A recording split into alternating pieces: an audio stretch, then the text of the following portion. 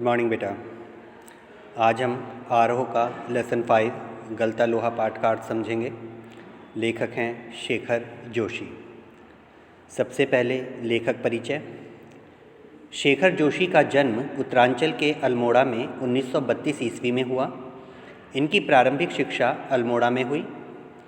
20वीं सदी के छठे दशक में हिंदी कहानी में बड़े परिवर्तन हुए। इस समय एक साथ कई युवा कहानीकारों ने परंपरागत तरीके से हटकर नई तरह की कहानियाँ लिखनी शुरू की। इस तरह कहानी की विधा साहित्य जगत के केंद्र में आ खड़ी हुई। इस नए उठान को नई कहानी आंदोलन नाम दिया। इस आंदोलन में शेखर जोशी का स्थान अन्यतम है। इनकी साहित्यिक उपलब्धियों को देखते हुए इन्हें पहल सम्मान दिया गया।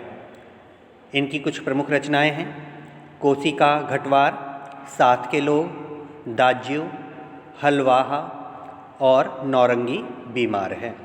शब्द चित्र संग्रह है इनका एक पेड़ की याद। तो ये था शेखर जोशी का जीवन परिचय। अब हम अपने पाठ के सारांश की ओर चलते हैं। गलता लोहा। गलता लोहा कहानी में समाज के जातिगत विभाजन पर कई कोणों से टिप्पणी की गई है। इस बात का उदाहरण इसमें प्रस्तुत किया है शेखर जोशी के लेखन में कि अर्थ की गहराई का दिखावा और बड़बोलापन जितना ही कम है, वास्तविक अर्थ गांभीर्य उतना ही अधिक। लेखक की किसी मुखर टिप्पणी के बगैर ही पूरे पाठ से गुजरते हुए हम देख पाते हैं कि एक मेधावी किंतु निर्धन ब्राह्मण युवक मोहन किन परिस्थितियों के चलते उस मनोदशा तक पहुंचता है जहां उसके लिए जातीय अभिमान बेईमानी हो जाता है। मोहन का व्यक्तित्व जातिगत आधार पर निर्मित झूठे भाईचारे की जगह मेहनत कशों के सच्चे भाईचारे की प्रस्तावना करता प्रतीत होता है, मानो लोहा गलकर एक नया आकार ले रहा हो। तो इस पाठ में लेखक ने जातिगत विभाजन जो हमारे समाज में है उसके ऊपर टिप्पणी की है। मोहन जो ऊंची जाति का है वह एक शिल्पकार का कार्य करता है अंत में जाकर कहानी के। तो इस प्रकार उसके लिए ऊंची जाति का अभिमान कोई महत्व नहीं रखता। तो कहानी की शुरुआत होती है इस तरीके से। मोहन के पिता वंशीधर ने जीवन भर पुरोहिती की, अर्थात जो मोहन के पिता थे वंशीधर, वो पुरोहित का कार्य करते थे, पूजा पाठ का काम करते थे। अब वह बूढ़े हो गए थे, जिस कारण कठिन परिश्रम करना और व्रत और उपवास आदि करना उनके बस में नहीं रहा था। तो एक दिन उन्होंने मोहन से कहा कि मुझे चारू दत्त के यहाँ रुद्री पाठ करने जाना है। मोहन अपने पिता के भाव को समझ गया कि पिता चाहते हैं कि वह उनके कामों में हाथ बटाए। तो मोहन रुद्री पाठ तो करा नहीं सकता था क्योंकि उसको उसका ज्ञान नहीं था।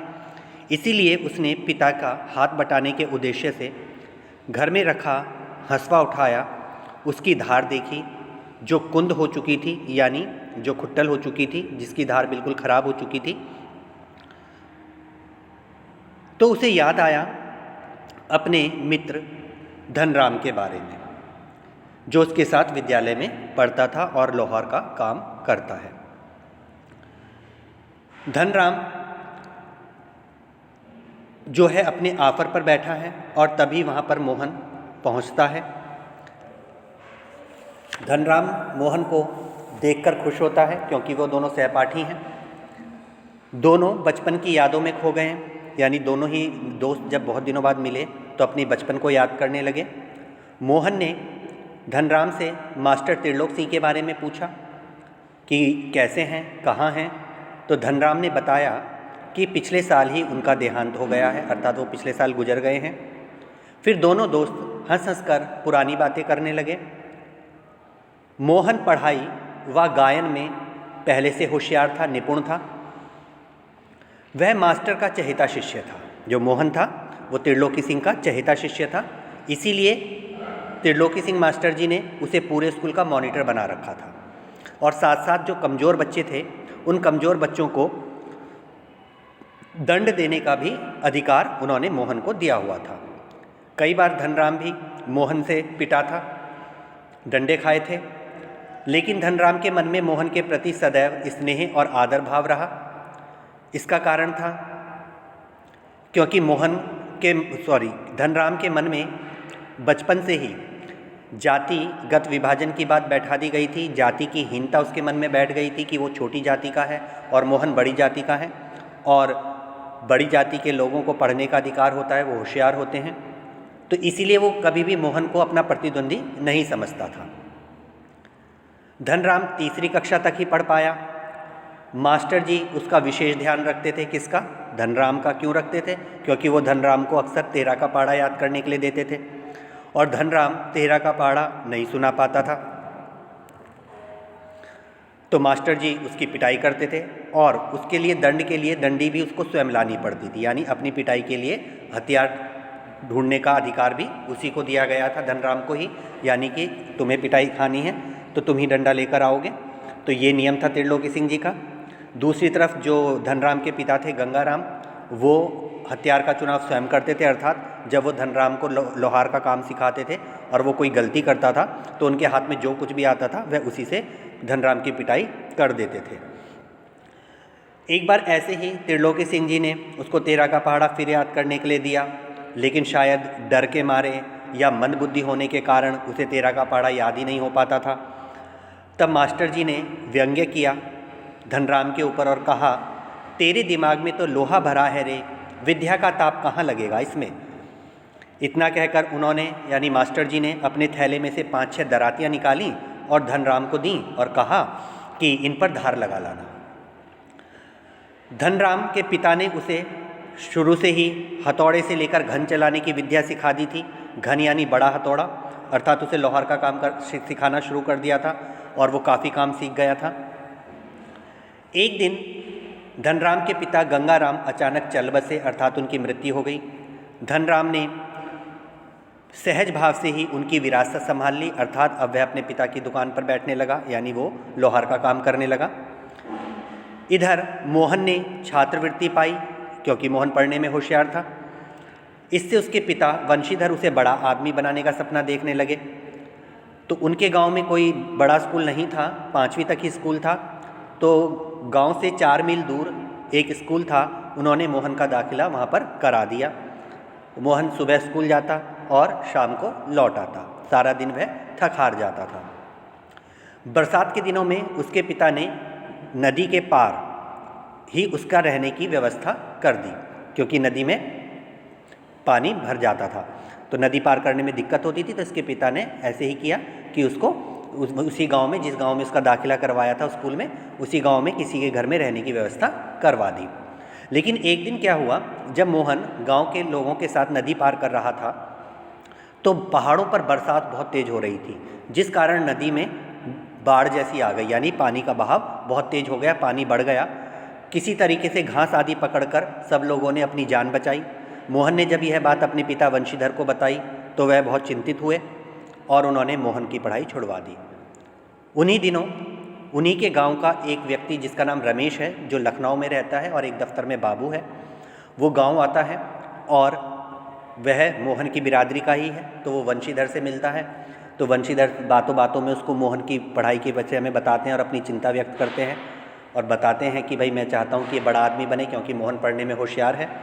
तो रमेश ने कहा कि कोई बात नहीं, मैं लखनऊ में रहता हूँ तो मोहन मेरे साथ लखनऊ में रह लेगा और वहीं पर रहकर पढ़ाई कर लेगा और बड़ा आदमी मैं इसको बना दूंगा।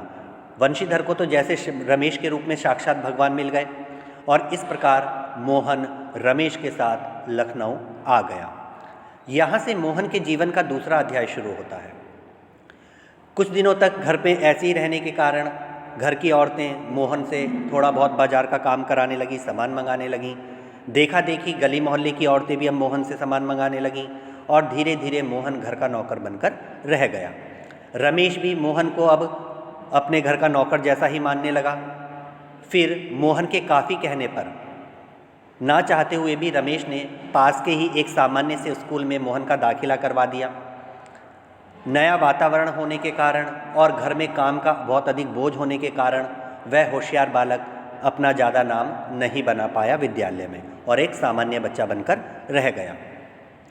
जैसे तैसे उसने 8वीं की परीक्षा पास की। मोहन अपने गांव भी नहीं आ पाता था। वह उसे गांव आने का मौका तभी मिलता था जब रमेश गर्मियों की छुट्टी में गांव आता था या रमेश के घर का कोई सदस्य गांव जा रहा हो। मोहन अपने पिता को यह बात बता भी नहीं सकता था। वह उनको ये सारी सच्चाई बताकर दुखी नहीं करना चाहता था, लेकिन ऐसी बातें छुपती नहीं हैं। मोहन के पिता को सारी बातें पता चल गईं और वह बहुत दुखी हुए। 8वीं के बाद रमेश उसे आगे पढ़ाने का इच्छुक नहीं था, तो उसको बेरोजगारी का हवाला दिया कि पढ़ लिख करके रोज़गार भी नहीं मिलता है, क्या करोगे आगे पढ़कर, तो इससे अच्छा है तकनीकी स्कूल में दाखिला ले लो। और उसे एक तकनीकी स्कूल में दाखिला दिला दिया गया। तकनीकी स्कूल यानी जैसे ITI होते हैं, पॉलिटेक्निक होते हैं, जाके काम सिखाया जाता है। इस तरीके के स्कूल में दाखिला दिलवा दिया गया। 1.5 साल बाद उसकी वो पढ़ाई पूरी हो गई और अब मोहन जो है फैक्ट्रियों के, कारखानों के चक्कर लगाने लगा नौकरी के लिए। उसे नौकरी भी नहीं मिल रही थी।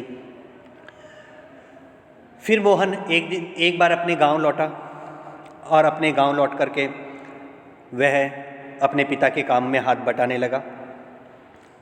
धनराम ने उसको बताया कि मैंने एक बार तुम्हारे पिता से पूछा था तुम्हारे बारे में, तो उन्होंने बताया कि तुम अच्छी नौकरी पर लग गए हो, अच्छा कमाने लगे हो। तो मैंने भी उनसे कहा कि भाई मोहन लला तो बचपन से ही बहुत बुद्धिमान थे। इस तरह मोहन और धनराम जीवन के कई प्रसंगों पर बात करते रहे।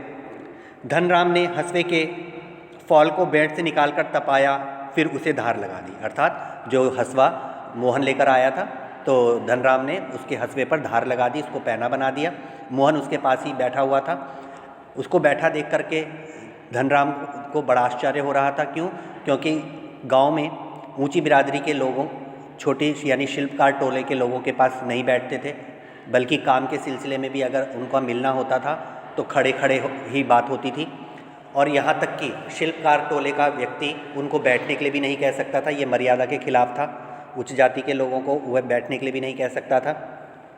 धनराम अब अपने काम में लगा रहा और धनराम क्या कर रहा था, एक लोहे की मोटी छड़ थी जिसको वह गोलाकार बना रहा था, लेकिन वह उसको ठीक से गोला नहीं कर पा रहा था, यानी गोलाई नहीं दे पा रहा था उस लोहे की छड़ को। कौन?